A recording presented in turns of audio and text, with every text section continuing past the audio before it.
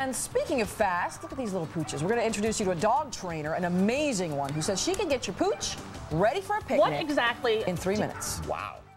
Step down. All right, you're in for a treat now. Train your dog this Memorial Day weekend in a New York minute. Coming up next on Eyewitness News Sunday Morning, how you can get your pooch ready for a picnic and other big gatherings in no time at all.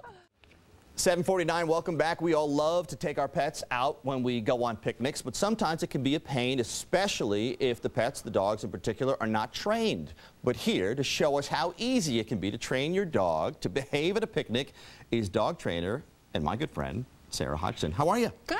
How are you, Joe? Who's this little guy you brought with us? This is Nikki. This is Nikki. You're going to show me how to train a dog in 3 minutes so that on a Memorial Day weekend, when you're going to host people for burgers and chicken and it smells great in the air to the dog, that they don't go crazy. Right. You can do this. Yeah. Ready, go. Let me see. Go ahead, Nikki. I haven't worked with Nikki. Nikki's a soft-coated Wheaten Terrier. He's about 8 months old. This is his family.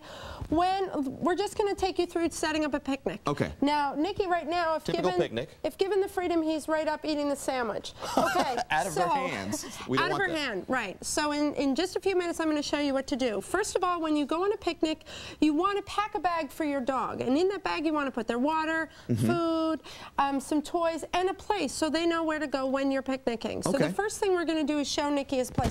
Nikki, here's your place. Matt, good boy, and we're going to give him some toys so he sees what he's supposed to be doing while people eat. Okay. The next thing is we have to teach Nikki the concept of no. Yes. Now, what I'm going to do is I'm going to show you in this New York Minute how to teach Nikki the concept of no by interrupting the thought process, not addressing him after he's stolen the food. Okay. Watch closely.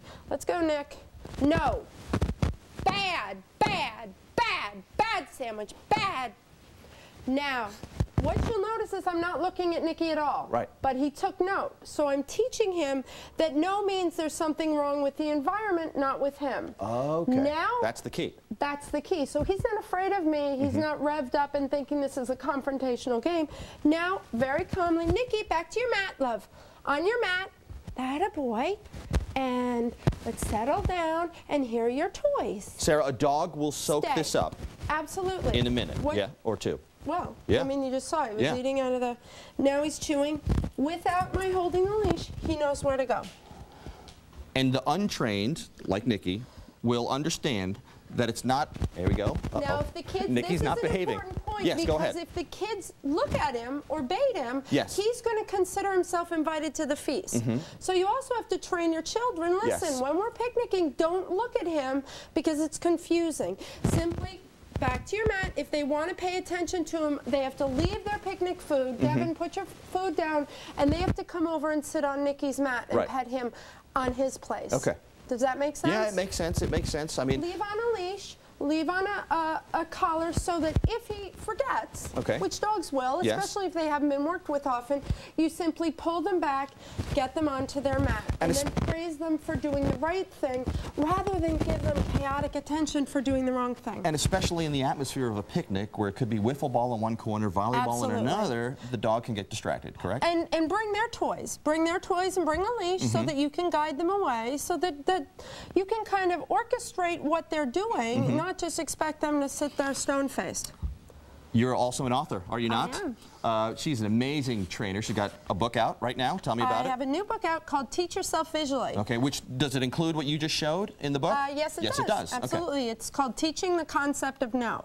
Okay, and when you say teach yourself visually, the thought process is? A lot of pictures. A lot of pictures, okay. Including? Pictures of two guys that I know. Adorable and a little dog as well. Well, he's not so little anymore. She's not so little. We have a picture of Maisie and Benjamin and Jared. These are the two guys.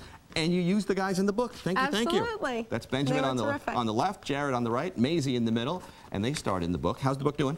Great. Good. It's out. You can get it anywhere. Anywhere online, Barnes & Noble, and in bookstores as well. You can get it on my website, dogperfect.com. Can I talk to Nikki? Absolutely. Nikki, come say hello. Sarah, thank you. Great tips you can learn in a New York Minute. This is Nikki, and you are very, very furry. Look at the camera. Look at that camera right over there.